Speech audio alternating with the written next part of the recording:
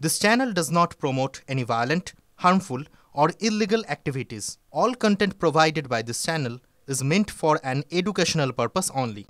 আর শুরুতেই মালদার দিকে নজর রাখবো। মালদায় তৃণমূলের জেলা সহসভাপতি খুনে এবার গ্রেপ্তার দলেরই দুজন কর্মী। দুলাল সরকারকে গুলি করে খুনের ঘটনায় ক্রমশই জোরালো হচ্ছে দলের অন্তর্দ্বন্দ্ব। গ্রেপ্তার ইংরেজ বাজারে দুই তৃণমূল কংগ্রেস কর্মী অভিজিৎ ঘোষ এবং অমিত রজক। পুলিশের স্ক্যানারে আরো তিনজন তৃণমূল কংগ্রেস কর্মী। চলছে ম্যারাথন জিজ্ঞাসাবাদ। এর আগে দুলাল সরকার খুনে বিহারের দুই দুষ্কৃতী সহ তিনজনকে গ্রেপ্তার করে পুলিশ। এবার জালে দুই তৃণমূল কংগ্রেস কর্মী। সূত্রের খবর, দুলাল সরকারকে খুনের ছক কষা হয় মালদা শহরের সদ্য তৈরি হওয়া একটি রেস্তোরাঁয়। কিন্তু দুলাল সরকারকে খুনের জন্য সুপারি কে দিয়েছিল, মাস্টারমাইন্ড কে, নেপথ্যে কে, এখনো এই ধরনের প্রশ্নের উত্তর অধরা রয়েছে।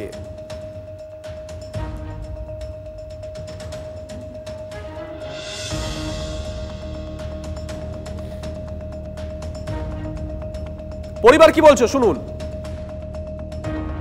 যারা চক্রান্ত করে এই ঘটনা ঘটিয়েছে, আমার অবাক লাগছে ভেবে যে তারা কতটা নৃশংস হতে পারে এবং তাদের কতটা চাওয়া পাওয়া ছিল, যেটার জন্য এই মানুষটাকে তারা সরিয়ে দিল।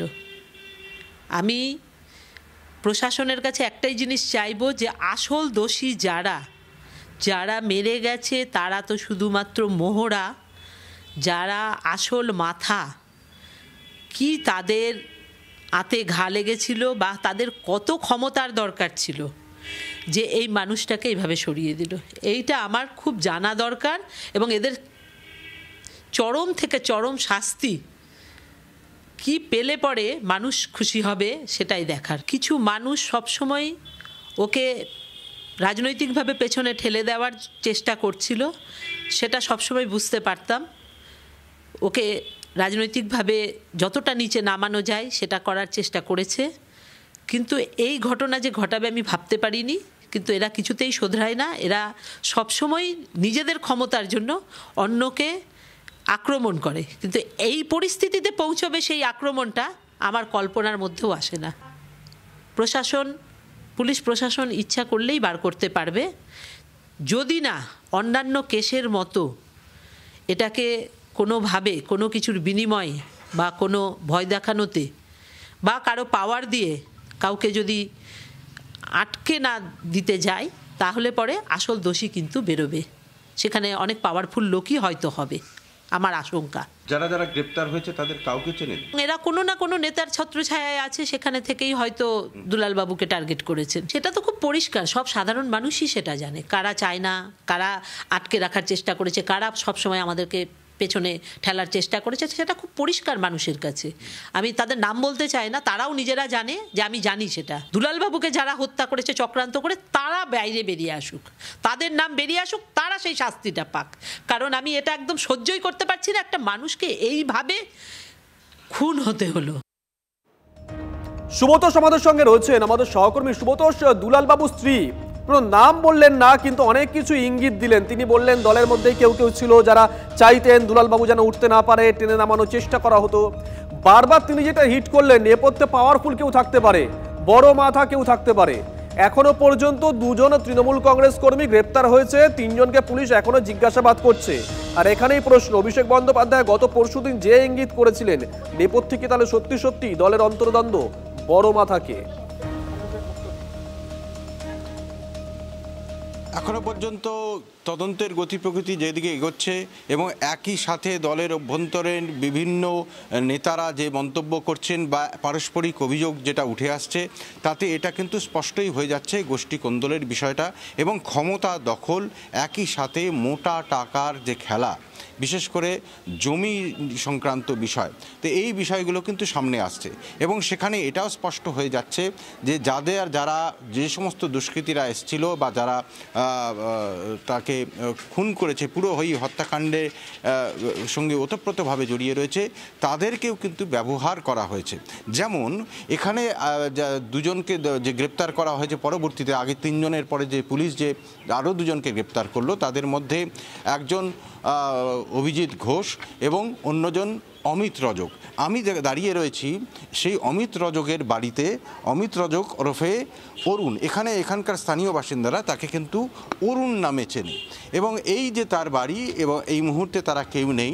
তার মাকে এবং তার যে মূলত হচ্ছে জগন্নাথ রজক, তার বাবার নাম জগন্নাথ রজকের দুই ছেলে, এবং সেই দুই ছেলের মধ্যে একজন বাইরে থাকে এবং ছোট ছেলে অরুণ ওরফে যাকে অমিত বলে আমরা বলছি, সেই অমিতকে এবং তার মাকে এখান থেকে তুলে নিয়ে যায় পুলিশ। এবং এখানকার যারা প্রতিবেশী রয়েছে, যারা এই মুহূর্তে মুখ খুলতে চাইছে না ভয়ে, তারাও কিন্তু জানিয়েছেন যে তারা এখান থেকে তাদেরকে তুলে নেওয়া যাওয়া হয়। এরা যে ওতপ্রোতভাবে তৃণমূলের সঙ্গে জড়িত সেটা দেখাচ্ছে। কিন্তু তৃণমূলের বাড়িতে তৃণমূলের পতাকা তুমি দেখতে পাচ্ছ যে, এবং সুতরাং যে একটু আগেও তোমাকে কৃষ্ণেন্দু নারায়ণ চৌধুরীর সাথে কথা বলছিলে তুমি, কৃষ্ণেন্দু নারায়ণ চৌধুরী বলছিলেন তিনি নাকি চেনেন না, তিনি এটাও বলছিলেন যে সে তৃণমূল কর্মী নয়, এ মিথ্যে কথা। তো যার বাড়িতে তৃণমূলের পতাকা রয়েছে, শুধু তাই নয়, এই এলাকার যারা বাসিন্দা তারাও স্পষ্ট করেছেন যে এরা সকলে, শুধু তারা নয়, যাদের প্রতিবেশী তারা এবং এই অমিত রজক, তারা সকলেই নিয়মিতভাবেই বাবলা সরকারের যেতেন বিভিন্ন দলীয় যে সমস্ত কার্যালয়। এই অমিত রজক যাকে অ্যারেস্ট করা হয়েছে, যার বাড়ির সামনে তুমি আছো সুব্রতোষ, বাড়িতে তৃণমূলের পতাকা, প্রতিবেশীরা কেউ আছেন, কেউ মুখ খুলবেন, একটু দেখো না সম্ভব কিনা। প্রতিবেশীদের দূরে দাঁড়িয়ে আছে অনেকেই, কিন্তু বা এর আশেপাশে যারা আছেন তারাও কিন্তু লুকিয়ে রয়েছেন। তার আরেকটা কারণ, তোমাকে একটা চাঞ্চল্যকর তথ্য দিই। কারণ হচ্ছে যেই জায়গায় দাঁড়িয়ে আছি এটা কিন্তু রেল কলোনি। এই যে জায়গাটা, এটা মাটি, এটা রেলের জায়গা। এবং যারা এখানে রয়েছে, এই যে বাড়িঘরগুলো দেখছো, এই যে অমিত থেকে শুরু করে বা অন্যান্যরা যারা রয়েছে, তারা কেউ কিন্তু রেলের কর্মচারী নয়। যার বাবা বা অমিতের বাবা বা অমিত বা কেউই কিন্তু রেল কর্মচারী নয়। এবং এখানে যেটা এদেরকে বসতে দেওয়া হয়েছে, বা এই রেলের জমি দখল করে তারা কিন্তু বসে আছে, আর এটারই কিন্তু সমস্ত শাসক দলের নেতারা গ্রহণ করে থাকে এই সুযোগটা। ফলে যেমনভাবে এরা তৃণমূল কর্মী, তারা কারণ হচ্ছে যে ইচ্ছে হোক বা অনিচ্ছে তারা কিন্তু তৃণমূল কর্মী হতে হবে। কারণ হচ্ছে যে এখানকার যারা প্রভাবশালী নেতা, যাদের ক্ষমতা রয়েছে, তারা কিন্তু এই সমস্ত জায়গায় তাদের নিজেদের লোকজনকেই কিন্তু বসাতে চায়। আসবো সুব্রতোষ, সঙ্গে থাকো। আমরা সকালে কৃষ্ণেন্দু নারায়ণ চৌধুরী, তার সঙ্গে কথা বলছিলাম। তিনি বলেছেন যাদেরকে গ্রেপ্তার করা হয়েছে তারা নাকি কেউ তৃণমূল কংগ্রেস কর্মী নন। আমরা সরাসরি প্রশ্ন করেছিলাম, আপনি কর্মী শব্দটা ব্যবহার করবেন নাকি পোর্টফোলিও হোল্ডার, পদাধিকারী এই শব্দ ব্যবহার করবেন? উনি বলছেন আমি দীর্ঘদিন ধরে রাজনীতি করি, এই নামে কাউকে চিনি না। অথচ তাদেরই একজন অমিত রজক, তার বাড়ির সামনে সুব্রতোষ ছিল, বাড়ির বাইরে তালা রয়েছে, বাড়ির ভেতরে যখন আমরা ক্যামেরার ফ্রেমটা ধরলাম তখন দেখা যাচ্ছে বাড়ির ভেতরে তৃণমূল কংগ্রেসের পতাকা রয়েছে। পাড়া প্রতিবেশী ক্যামেরার সামনে মুখ খুলতে চাইছে না, নেপথ্যে তারা বলছেন যে গোটা পরিবারই নাকি তৃণমূল কংগ্রেস করে। অভিষেক বন্দ্যোপাধ্যায় গত পরশুদিন ঘটনার পরপরই তিনি যে ইঙ্গিত দিয়েছিলেন, দেখতে হবে যে এটা দলের অন্তর্দ্বন্দ্ব কিনা নাকি বিরোধীরা জড়িত, তারপর থেকে কিন্তু প্রশ্ন উঠছে সেকেন্ড ইন কমান্ড যখন এই কথা বলছেন তাহলে কি সত্যি সত্যি অন্তর্দ্বন্দ্ব? কি বলেছিলেন অভিষেক বন্দ্যোপাধ্যায় আরেকবার শোনাই। মালদার ক্ষেত্রে জেলা প্রশাসন রয়েছে, মালদা জেলা পুলিশ রয়েছে, তারা ব্যবস্থা নেবে, পুলিশ ধরবে কে এর সাথে যুক্ত। এটা কি দলের কোনো অন্তর্দ্বন্দ্ব, না কোনো রকম ভাবে কারোর চক্রান্ত, বিরোধীরা কেউ যুক্ত? একটু তদন্ত সাপেক্ষ, তদন্ত হবে, তদন্ত প্রক্রিয়ায় উঠে আসবে এবং সে মোতাবেক যা তদন্ত বা পদক্ষেপ গ্রহণ করার পুলিশ প্রশাসন নেবে। সুব্রতোষ রয়েছেন আমাদের সঙ্গে, আমাদের সহকর্মী। সুব্রতোষ, তুমি দেখাচ্ছিলে যাকে গ্রেপ্তার করা হয়েছে, যে এখনো পর্যন্ত 5 জনকে, তার মধ্যে একজন অমিত রজক, তার বাড়ির ভেতরে তৃণমূলের পতাকা রয়েছে, প্রতিবেশীরা রয়েছে তোমার সঙ্গে। হ্যাঁ, এখন এই মুহূর্তে আমি একজন প্রতিবেশীকে পেয়েছি। তা তিনি কি বলছেন? আপনি ও তোর বাড়িতে তৃণমূলের পতাকা, ও তো তৃণমূল করতো, বাবলা সরকারের লোক, তো বাবলা সরকারের লোক, বাবলা সরকার। আপনারা ওখানে সবাই মানে আপনারাও যেতেন, মানে ও যেত, মানে সেখানে বাবলা সরকারের মানে পার্টির কাজও করতো, সবাই ওই কাজও করতে, পার্টির কাজ করতো। তো তোর বাড়িতেও তো তৃণমূলের পতাকা আছে, আপনারা যেতেন। এখানে যে বসতে দিয়েছেন আপনারা, এটা রেলের জমি, এটা রেলের জায়গা। হ্যাঁ, কে বসতে দিয়েছে আপনাদেরকে? যার রডা আছে তাই সেই দিয়েছে। কে দিয়েছিল? বাবলা সরকার বসতে দিয়েছিল, বসতে দিয়েছে ওদেরকে। হ্যাঁ, সব হাকি এখানে যেটি আছি বাসিন্দা সবাই আছে, সবাইকে তারা বাবলা সরকার বসতে দিয়েছিল। ওই আপনাকে ওই অমিত রজক পাশে যে অমিত রজক, জগন্নাথ রজক, ওদেরকেও কি বাবলা সরকার বসতে দিয়েছে? ওদেরকেও বাবলা সরকার বসতে দিয়েছে? ওদেরকেও দিয়েছে। মানে এটা রেলের জমিতে, রেলের জায়গায় এক জায়গাতেই সব আছে। আপনারা রেলের কেউ কাজ করে? রেলে কেউ কাজ না, আমার রেলে কেউ কাজ করে না। আপনারা জানেন এটা জায়গাটা বেআইনি, আপনারা বসতে পারেন না, এটা জানেন? জানি, তখন মনে করেন যে বসালছে। কে বসাচ্ছে? বাবলা সরকার দিয়েছিল, ওই জন্য বাবলা সরকারের লোক আপনারা। সরাসরি বলে দিলেন যে যাকে অ্যারেস্ট করা হয়েছে, যার বাড়ির সামনে সুব্রত সেই মুহূর্তে রয়েছে, সে তৃণমূল কংগ্রেস করে। তাকে মিটিং মিছিলে দলীয় কর্মসূচিতে দেখা যেত। সঙ্গে থাকো সুব্রত। সুকান্ত মজুমদার কি বলেছেন শুনুন। আইন শৃঙ্খলা নেই রাজ্যে, কোথাও আইন শৃঙ্খলা নেই। মুখ্যমন্ত্রীর অপদার্থতা, এরকম অপদার্থ পুলিশ মন্ত্রী কেউ দেখেনি। মালদাতে তো এই অজুহাতে উনি এসপিকে সরিয়ে দিয়ে মুসলিম এসপি দিয়ে দিলেন। উদ্দেশ্য ওটাই হয়তো ছিল, মুসলিমকে বসানো, মুসলিম সংখ্যাগরিষ্ঠ জেলা বলে।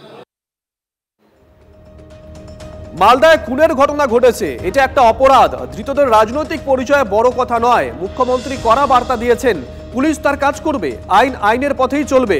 মালদার তৃণমূল নেতা খুনের ঘটনায় দলেরই 2 কর্মীর গ্রেপ্তারি নিয়ে প্রতিক্রিয়া কুণাল ঘোষের। এটা একটা খুনের ঘটনা, খুন একটা ক্রাইম। এবার তার পেছনে নানা কারণ থাকতে পারে, কার কি রাজনৈতিক পরিচয় এটা সেখানে বড় কথা নয়।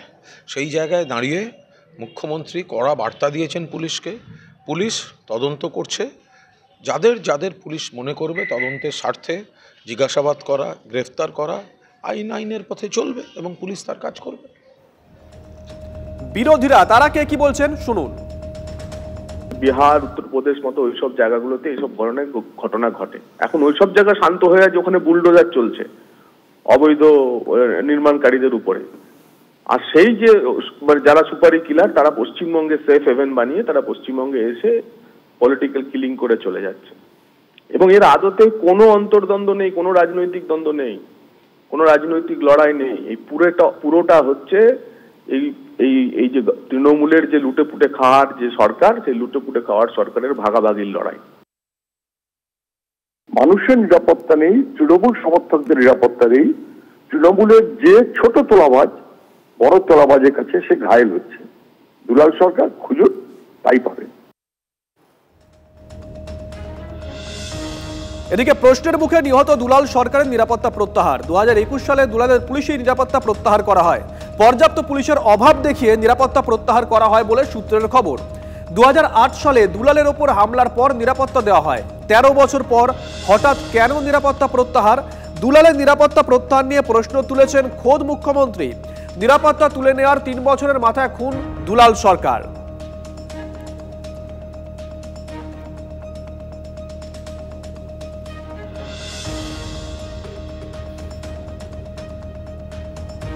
এই নিরাপত্তা প্রত্যাহার নিয়ে পরিবার কি বলছে শুনুন।